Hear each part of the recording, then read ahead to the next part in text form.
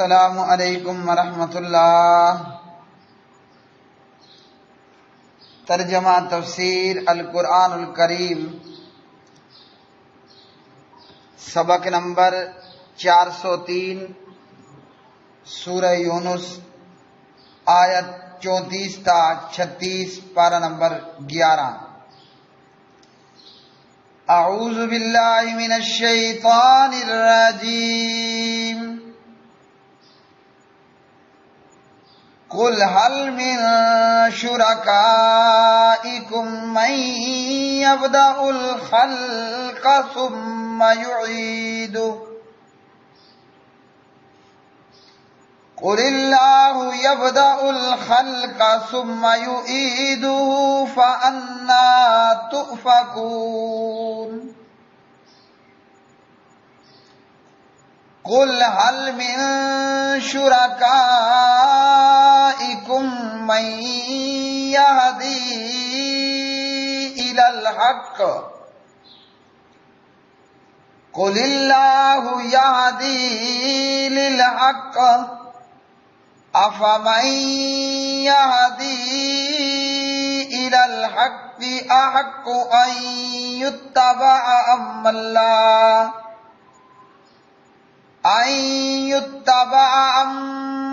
لا يهدي إلا أن يهدى فما لكم كيف تحكمون۔ وما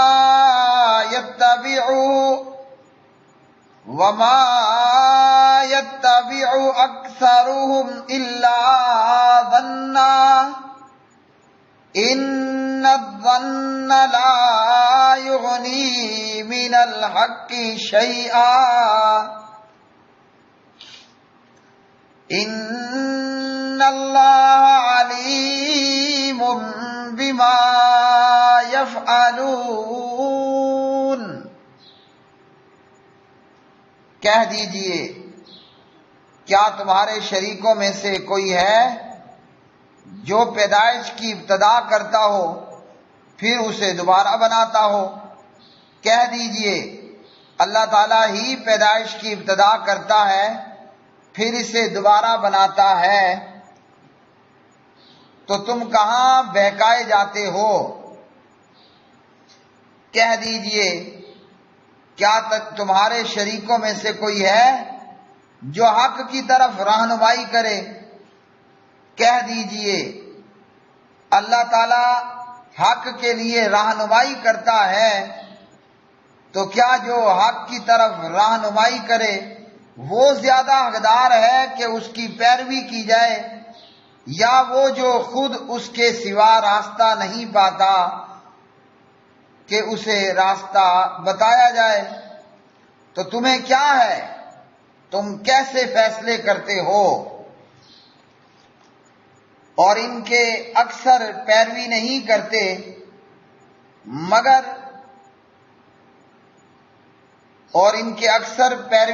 کرتے مگر ایک گمان کی، بے شک گمان حق کے مقابلے میں کچھ کام نہیں آتا، بے شک اللہ تعالی خوب جاننے والا ہے جو وہ کر رہے ہیں۔ قل، کہہ دیجئے، حل، کیا، من شرکائکم،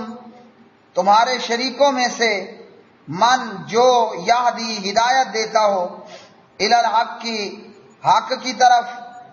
قل، کہہ دیجئے، اللہ تعالیٰ ہی، یہدی ہدایت دیتا ہے، للحق، حق کی، افمن، کیا پھر جو، یہدی ہدایت دیتا ہے، الی الحق، حق کی طرف، احق، زیادہ حقدار ہے، ان، اس بات کا کہ یتبع، اس کا اتباع کیا جائے، امن، یا وہ جو، لا یہدی، نہیں ہے خود ہدایت یافتہ، الا، مگر، ان، یہ کہ یہدا، وہ ہدایت دیا جائے، فما لکم، چنانچہ کیا ہے تمہیں، کیفا، کیسے، تحکمون، تم فیصلہ کرتے ہو، وما یتبع اور نہیں اتباع کرتے اکثرہم ان کے اکثر الا مگر ظنا گمان کی ان بلا شبہ الظن گمان لا یغنی نہیں فائدہ دیتا من الحق حق کے مقابلے میں شیئن کچھ بھی ان اللہ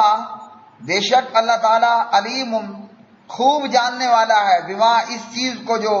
یفعلون وہ کر رہے ہیں۔ پیارے بھائیوں اور میری بہنوں،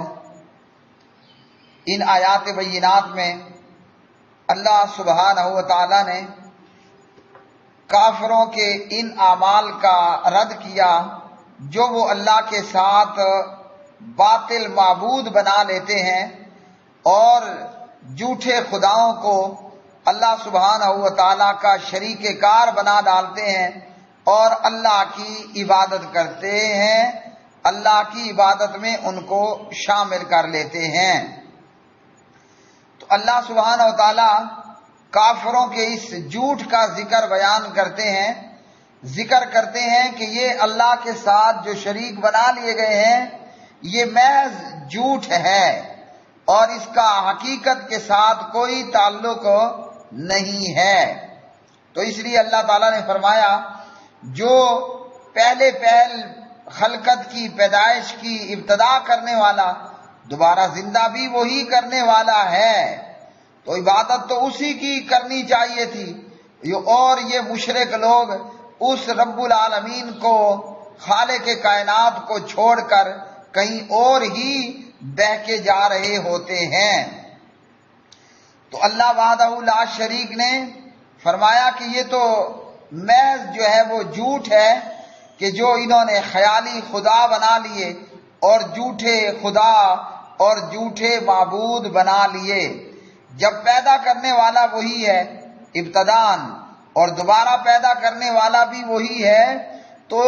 عبادت کے لائق بھی وہی ہے، کیونکہ کافروں نے بھی ایمان لیا کہ پیدا کرنے والی ذات ابتداً وہ اللہ وحدہ لا شریک ہے۔ تو فرمایا کہ ان سے پوچھئے نا کہ پھر یہ کہاں بہ کے جا رہے ہیں، اور ان کو یہ خود ہی بتا دیجئے کہ عبادت کے لائق بھی صرف وہی ہے جو پہلے پیدا کرنے والا ہے اور مرنے کے بعد پھر دوبارہ پیدا کرنے والا ہے۔ اور اسی طرح فرمایا کہ ان جھوٹے خداؤں میں سے، ان کے جھوٹے معبودوں میں سے کوئی ایسا بھی ہے جو حق کی طرف رہنمائی کرے، جبکہ رہنمائی کرنے والا تو وہ اللہ وحدہ لا شریک ہے۔ ہاں، اللہ کی مدد کے ساتھ، کتاب و سنت کی تعلیمات کے ساتھ، اسباب کے تحت تو ایسا ہدایت کی طرف رہنمائی کرنے والے، ہدایت کا راستہ دکھانے والے تو ہیں، لیکن اللہ کی رہنمائی کے بغیر ایسا کوئی کرے تو ایسا نہیں ہے، وہ صرف اللہ وحدہ لا شریک ہی ہے۔ جس اللہ نے رہنمائی کے لیے رسول بھیجے، کتابیں نازل کی، شریعتوں کا نزول کیا، اور وہ اللہ ہی ہے کہ جو جانور ہو یا انسان، بچے کے پیدا ہونے کے بعد اللہ تعالیٰ اسے ہدایت دیتا ہے، اور جانور وہ جانور جن کا دودھ ہے اور انسان کا بچہ، کہ یہ اللہ ہی کی رہنمائی ہوتی ہے کہ اللہ نے انسان کو یہ ہدایت دی اور رہنمائی کی، پلس جانوروں کے بچوں کو بھی، کہ بچہ پیدا ہونے کے بعد ماں کے سینے کی طرف جاتا ہے اور ماں کا سینہ چوستا ہے، اور پیدا ہونے کے بعد وہاں سے ابتدائی طور پر وہ دودھ کی شکل میں، لبنن خالصن کی شکل میں اپنی خوراک کو پاتا ہے۔ تو یہ کون ہے رہنمائی کرنے والا؟ اس پیدا ہونے والے اس بیبی اور معصوم اور اس بچے کی یہ رہنمائی کس نے کی؟ اسے کس نے یہ بتلایا کہ یہ ماں کا سینہ ہے، اسے چوسنا ہے اور اس سے پیٹ میں خوراک اور دودھ آئے گا؟ تو یہ تو صرف اللہ وحدہ لا شریک ہی ہے، کوئی بت، کوئی مورتی، کوئی جھوٹا خدا وہ ایسی رہنمائی کرنے والا نہیں، بلکہ وہ تو اس سلسلے میں خود بے رہنما تھا، اسے بھی اللہ ہی نے یہ ہدایت دی۔ انسان کے بعد بطخ کا بچہ ہے، ہاں جی تو اسے اللہ نے ہی تیرنا سکھایا، پرندے کا بچہ ہے تو اسے اللہ نے ہی اڑنا سکھایا، وہ شیر اور چیتے اور بگاڑ کا بچہ ہے تو اسے شکار کرنا وہ اللہ نے ہی سکھایا ہے۔ ہاں جی اسی طرح جو چڑیا ہے، جو دیگر پرندے ہیں اور جو موذی جانور ہیں تو ان کو ان کے کام کی رہنمائی یہ اللہ ہی نے سکھائی ہے۔ سانپ کا بچہ ہے تو اس کو ڈسنا،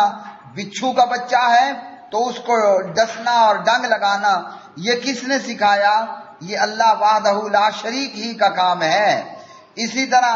آسمان ہے، سورج ہے، آسمان میں چاند اور سیارے اور کہکشائیں ہیں تو یہ سب اللہ ہی سبحانہ و تعالی وحدہ لا شریک ہی اس سارے کائنات کے نظام کو سنبھالنے والا اور چلانے والا ہے۔ اس میں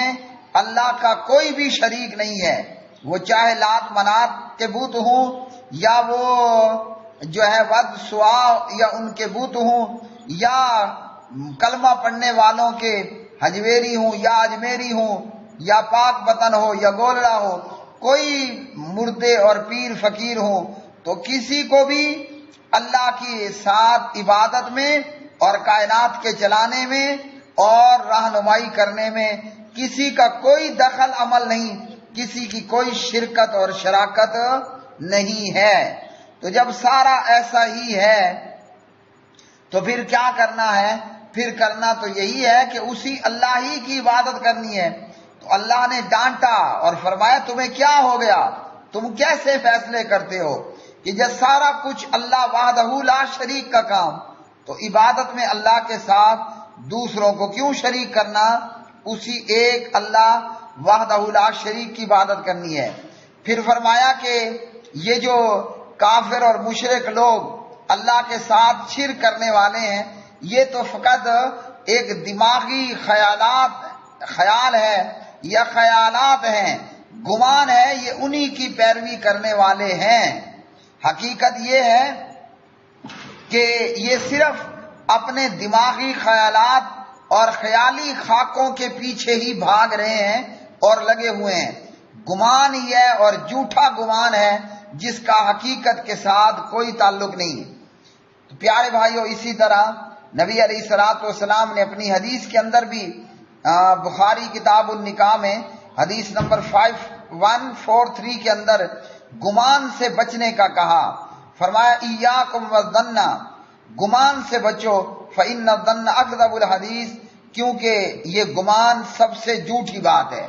جب کافروں مشرکوں کے لیے لفظ ظن آئے تو یہ ایک جھوٹا خیال اور جھوٹا گمان ہوتا ہے، اور جب یہ مومنوں کے متعلق آئے تو پھر یہ یقین کے معنی میں آئے گا کہ کافروں کے یہ جو گمان ہیں یہ جھوٹے خیال ہیں، بے حقیقت ان کے اپنے دماغ کی بنائی ہوئی بے حقیقت سوچے اور خیال ہیں۔ لیکن جب یہی ورڈ مومنوں کے لیے یہ لفظ آئے تو یہ پھر یہاں